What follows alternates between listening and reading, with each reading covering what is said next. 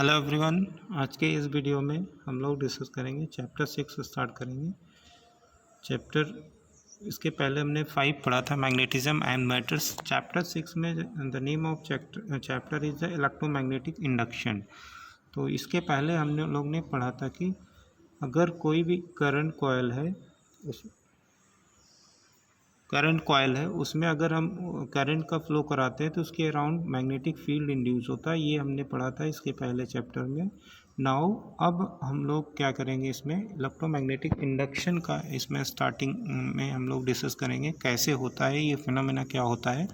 तो इसमें बेसिकली क्या होता है, the phenomena in which the electric current is generated in a coil by changing the magnetic flux or magnetic that is the magnetic field through passing through it is called electromagnetic induction।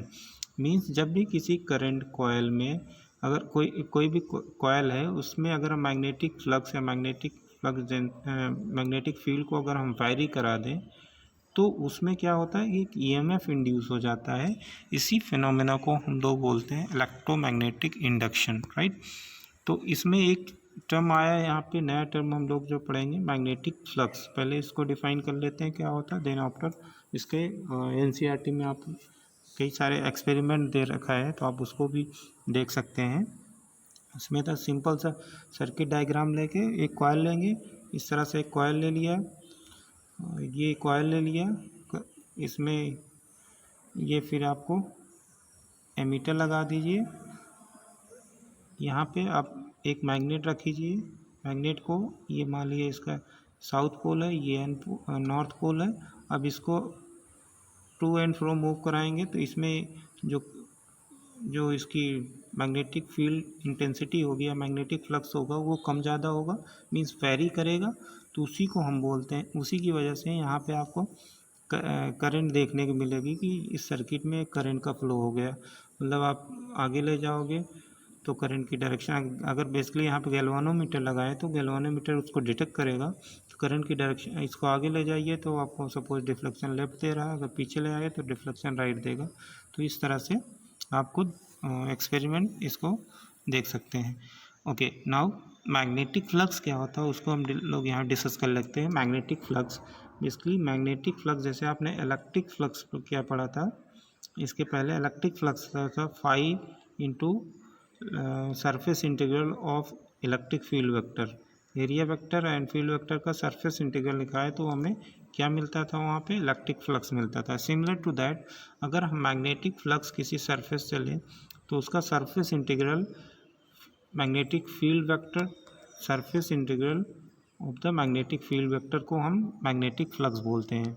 ठीक है, simple सा इसकी definition है, the surface integral of the magnetic field is called magnetic flux B. 5b से denote करेंगे, magnetic flux है तो ये इसकी डेफिनेशन होती है, ये इसका formula that is similar to the electric flux, right.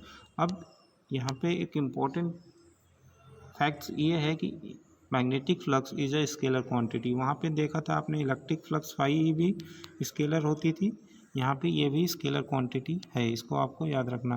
D S is what, elemental surface area, and B is the magnetic flux या magnetic field, basically D is the magnetic field intensity at that point, right.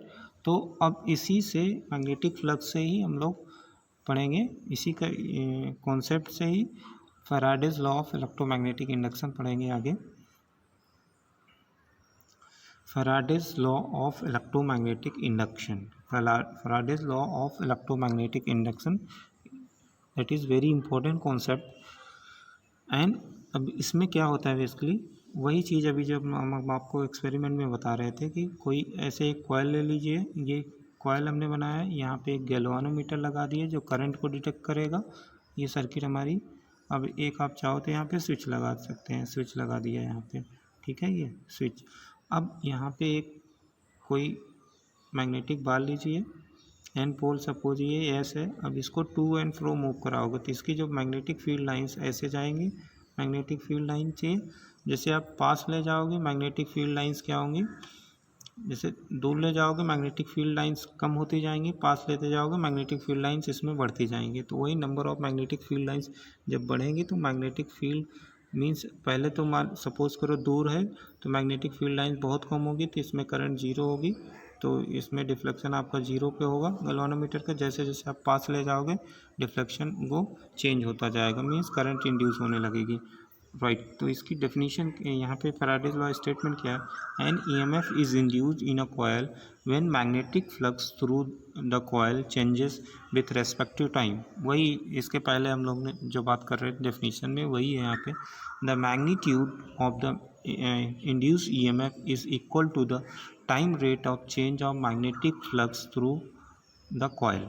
Means जो EMF generate होता है यहाँ पे बोल रहे हैं that is equal to the time rate, magnetic flux किस रेट से चेंज हो रहा है, time rate of magnetic flux किस रेट से चेंज हो रहा है उसी के इक्वल होगा। मीन्स ज़्यादा रेट से चेंज होगा तो ज़्यादा ईएमएफ जनरेट होगा, कम रेट से मीन्स धीरे धीरे चेंज होगा, स्लोली चेंज होगा तो ईएमएफ कम जनरेट होगा।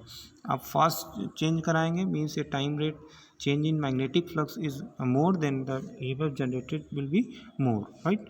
तो ये इसका आपका Faraday's law of electromagnetic induction का मैथमेटिकल फार्मूला है, E equal to minus d∅/dt means time rate change of the magnetic flux, right. तो यहाँ पे this is the Faraday's law where E is the EMF induce and ∅b the magnetic flux passing through it. Okay, अब यहाँ पे ∅b को अगर हम ∅b को डिफाइन करें हैं तो surface integral of b vector dot d vector, और ∅b को हम इस तरह से ले क्योंकि ये डॉट प्रोडक्ट होते हैं b इंटू a और s भी लिख सकते हैं, b डॉट a और b a cos थीटा भी लिख सकते हैं क्योंकि ये डॉट प्रोडक्ट में cos थीटा आता है, ठीक है। तो अब ∅b को हम लिख सकते हैं surface integral of b ds cos theta, इस तरह से भी इसको हम डिनोट कर सकते हैं।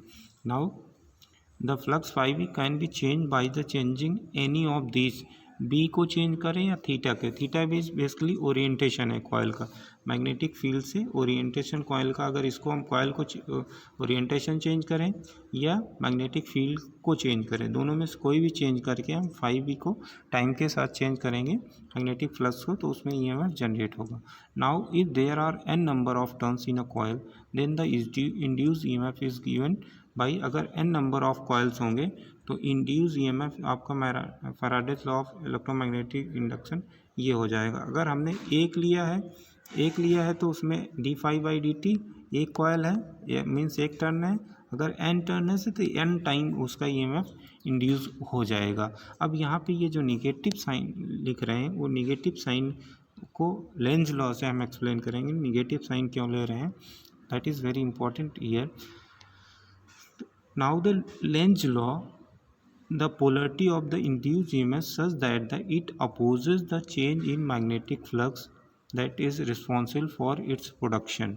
अब इसमें लेंज लॉ या लेंज रूल में ये बताया गया है कि लेंज एक्सपेरिमेंट में देखा कि ये जो चेंज होता है, जो इसमें चेंज होता है polarity of the induced EMF, जो इंड्यूस्ड ईएमएफ की पोलरिटी होती है वो जो फ्लक्स में चेंज हो रहा उसका अपोज करता है, मीन्स मैग्नेटिक फ्लक्स में अपोज करता है। The negative sign of Faraday's law of induction represent this effect.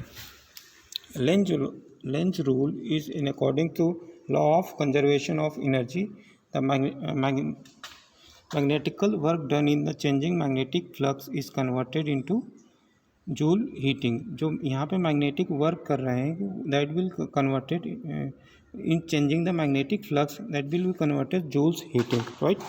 तो ये है आपका लेंज रूल।